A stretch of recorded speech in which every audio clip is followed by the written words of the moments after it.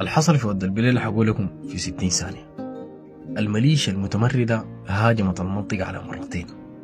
المرة الأولى بعدد تقريبا 9 مواتر، اتصدوا لهم أهل المنطقة وجروا.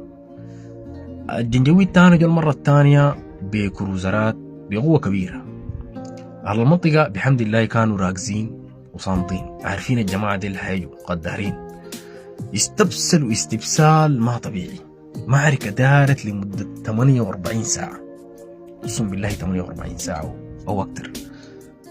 الحصل إنه تم جرم 16 جنجويتي و3 كروزرات مقلبة حاليا في نص الحلة. وأهل المنطقة قدموا 5 شهداء ربنا يتقبلهم بواسع رحمته، إلى أن خلصت الذخيرة من أهل المنطقة واتهجرت الأسر، بعض الأسر كبار السن والمرضى والأطفال والنساء.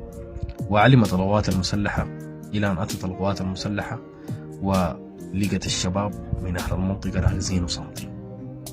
وجاءت لقت المعركة حسمت لصالح المقاومة الشعبية أو أهل المنطقة. وكل الحصل في ود البليلة ربنا يتقبل شهدائهم، والتحية لهم من هنا. السلام عليكم.